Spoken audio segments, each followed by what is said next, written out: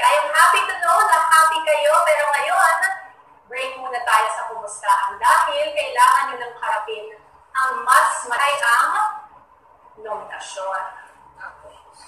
Housemates, sa puntong ito, gusto kong ipaalam sa inyo na ang bilang ng mga nominado sa inyong first ever nomination night ay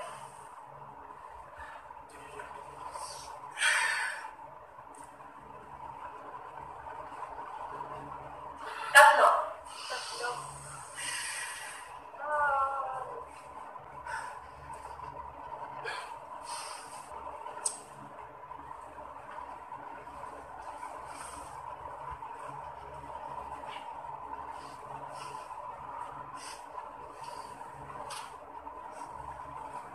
At ang pangalan ng mga nominado. Hello again, housemates! Sa puntong ito ay ipagpapatuloy na natin ang ating nomination night. Kyron at Russo bilang mga heads of household ay makakahinga kayo ng maluwag ngayong linggo dahil kayo ay ligtas mula sa nominasyon.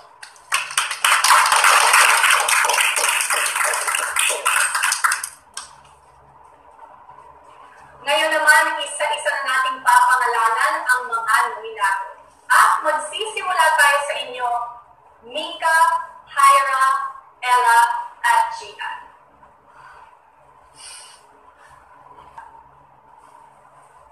Nagiging kampante ka ba sa loob ng bahay kaya nakakaligtan mo na rin tumulong sa mga gawain ng housemates? O mas nagbibigay ka nga ba ng oras para mas kilalanin pa ang iyong mga bagong kaibigan?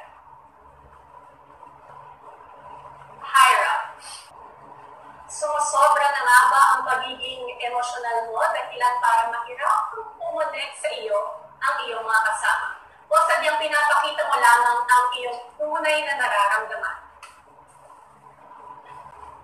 Ella,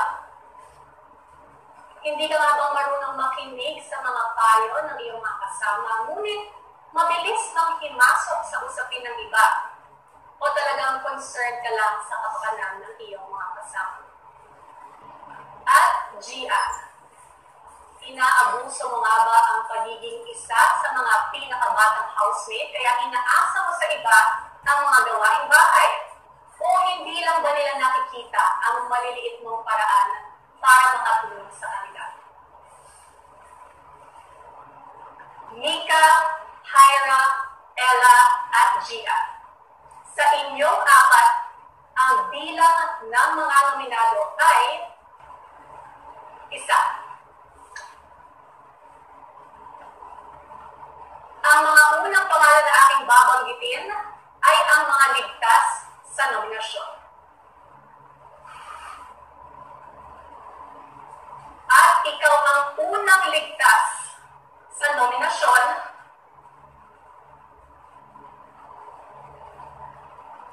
Hyra. Maaari ka na rin magdiwang dahil hindi ka kabilang sa mga nominado. You are safe. Gian.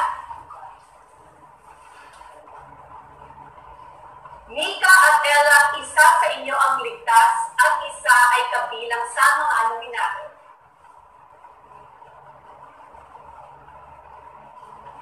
Ella.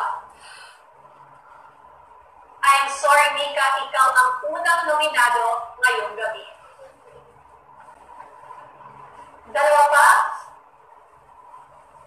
Hinihintay nating pangalan para mabuo ang listahan ng mga nominado. At ang susunod na pangalan ay magmumula sa inyo, Alisa, Kobe, Andrea, at Isaac.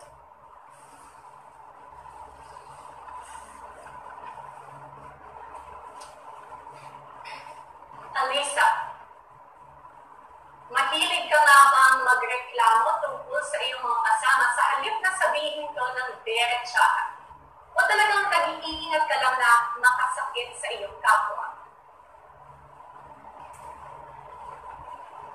At ikaw naman, Kobe, Masyado ka nga bang napapalapit sa ilang housemates lang kaya naman hindi nakaka-connect sa'yo ang iba niyong kasama?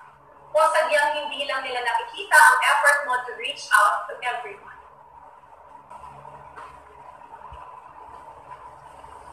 Andrea, hindi ka ba nga rin ba komportable sa ibang mong kasama dahilan para sila ay mahilang sa'yo? O naghahanap ka nga lang ba ng tamang pagkakataon para makausap sila ng malalim? At ikaw naman, Isaac, hindi na nga ba nagugustuhan ng mga housemates ang iyong mga biro at mga kilos na nakaka-offend sa iba?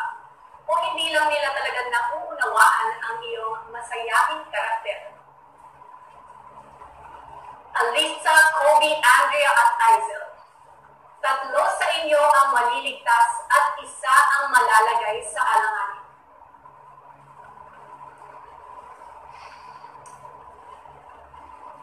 Ang unang pangalang aking tatawagin ay siyang unang ligtas mula sa inyo. At ikaw yon?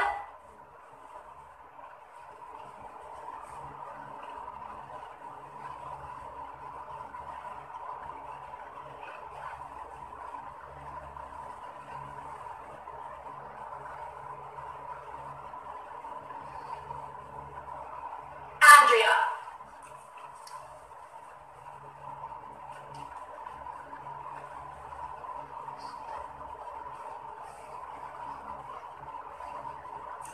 Kasama ka rin magbubunyi ng mga hindi nalagay sa alanganin.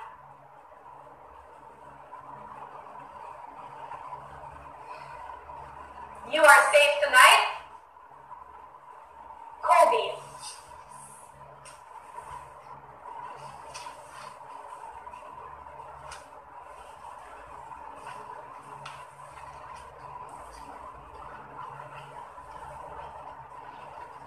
Alisa at Isel, isa sa inyo ay makakahinga ng maluwag at isa ang malalagay sa alanganin.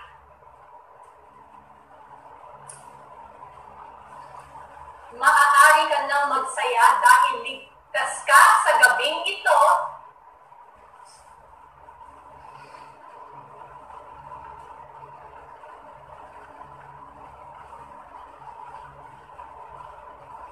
Alisa, I'm sorry, Isel, ikaw ang ikaliwang nominado ngayong gabi. Isang pangalan na lang ang ating hinihintay. Sino kaya yon? At aalamin natin yan sa ating pagbabalik.